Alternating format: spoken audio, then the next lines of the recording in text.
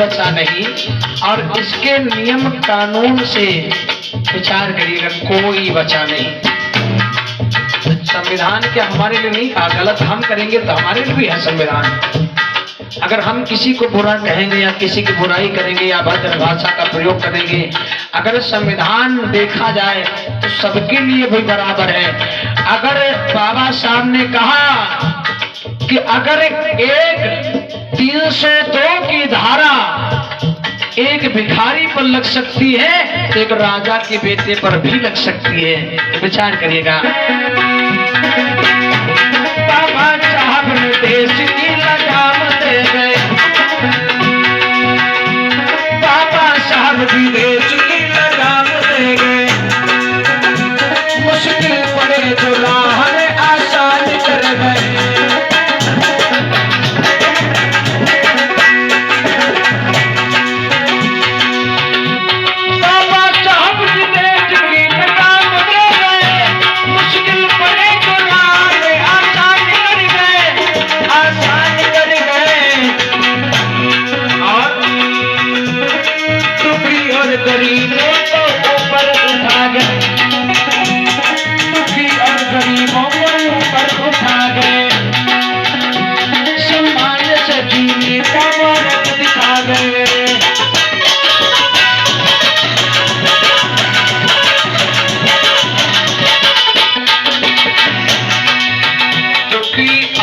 गरीबों को ऊपर उठा गए।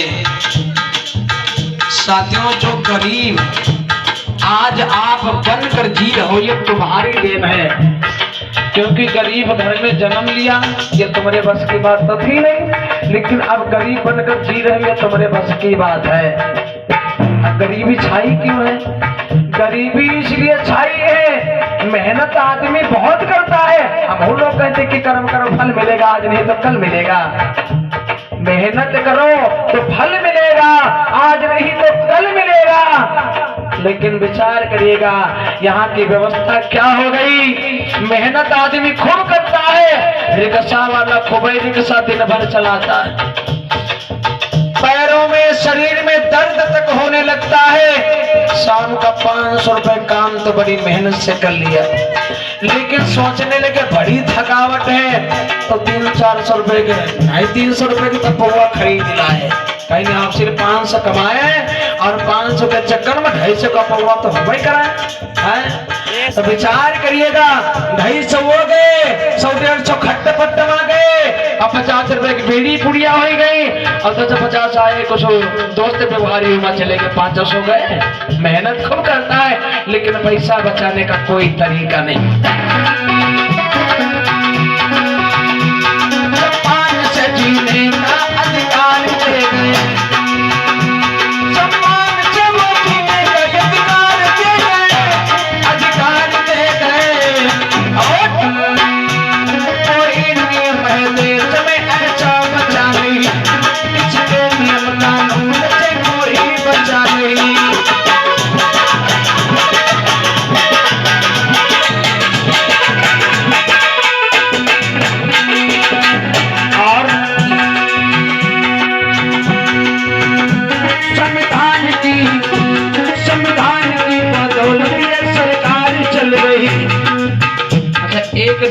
एक पॉइंट आप लोगों से भाई पूछेंगे, भाई कुछ लोगों का मानना ये है कि कथा पहले बढ़िया दिखाई नहीं, अब से नहीं बढ़िया दिखा रहे हैं। तो भाई जो एक इंसान गलत रास्ते पे चल रहा हो, कोई जरूरी की जिंदगी भर वही रास्ता पकड़ेगा, हर आदमी नया रास्ता ढूंढता है। ये बताओ इस भारत में सबसे बड़ा पद किसका है? सबसे बड़ा पद किसका है? नहीं पता किसका पद है? वो के ऊपर और कोई पद है की का ऊपर और कोई पद है? फिर की का पद है? राष्ट्रपति के ऊपर कोई पद है?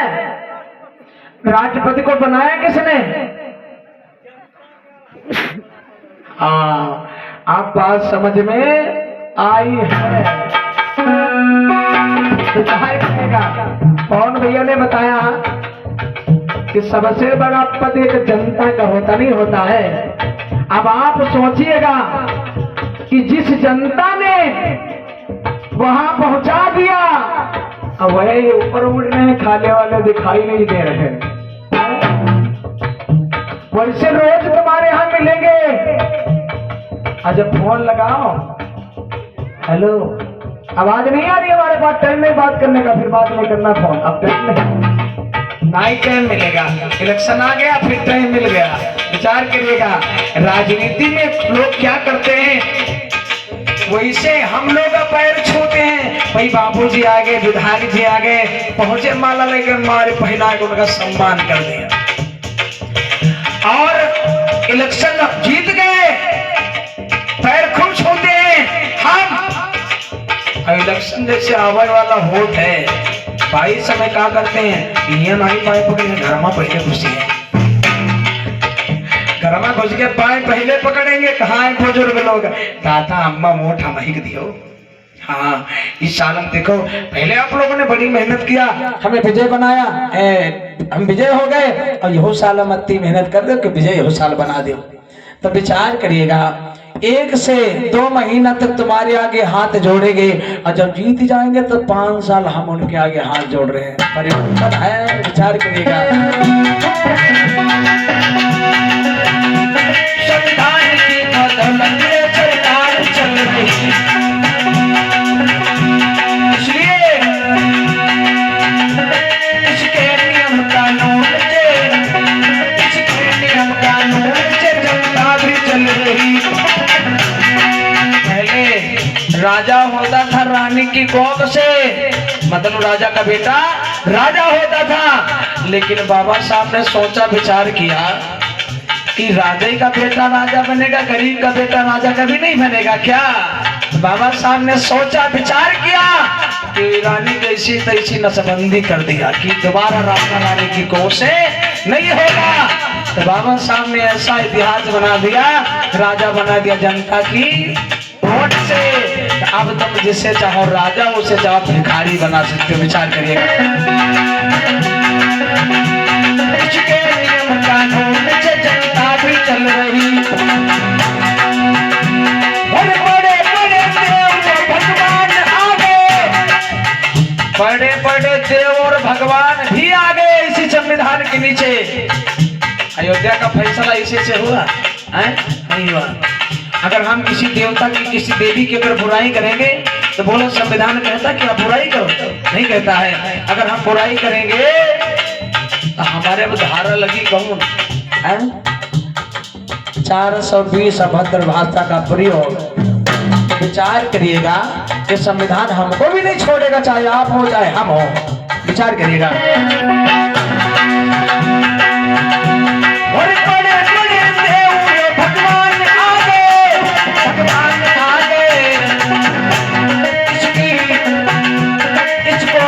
संविधान से न्याय मिल गया उनको, इसी संविधान से न्याय मिल गए, न्याय मिल गए। जो स्वर्ग और नरक में जो था, इसके नियम कानून से कोई बचा नहीं।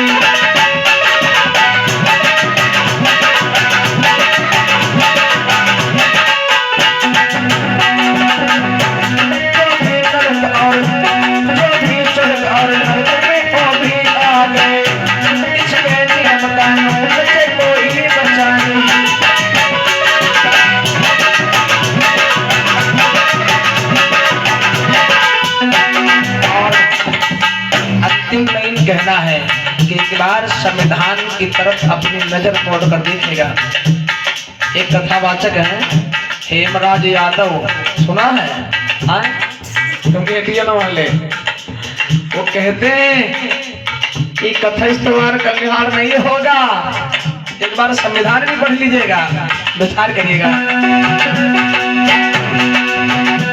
पढ़ करके संविधान को आगे ही जा रहे हैं। पहला मूल मंत्र किसने अपनाया? बाबा साहब का 3 मूल मंत्र है। पहला शिक्षित बनो, दूसरा संगठित करो, तीसरा संघर्ष करो।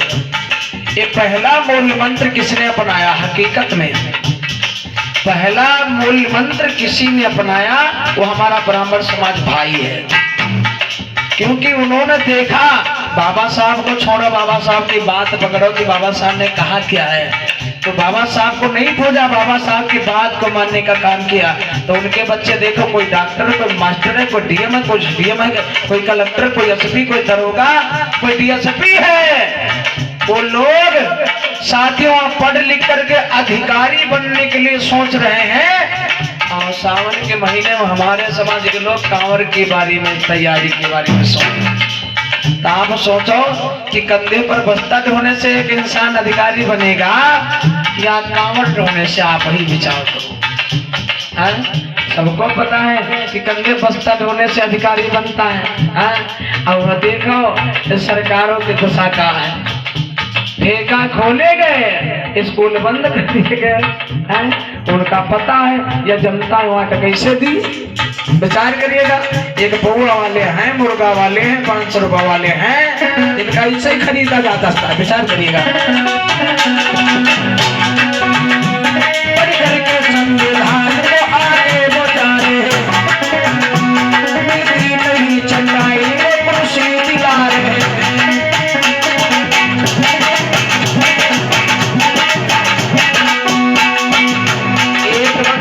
ऐसा था कि हमारे समाज के लोगों को चटाई तक नसीब नहीं थी।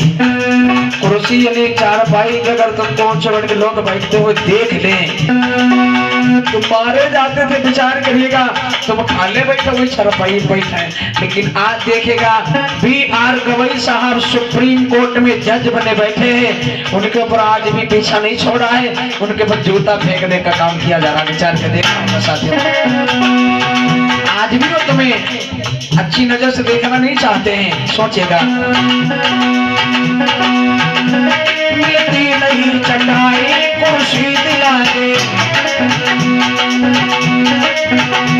कोई बिगड़त देश गया जात ना लिया,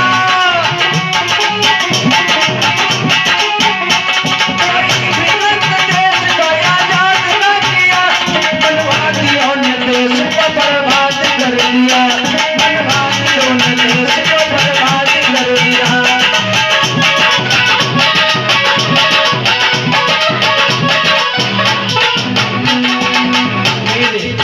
मनवादियों ने देश को बर्बाद कर दिया।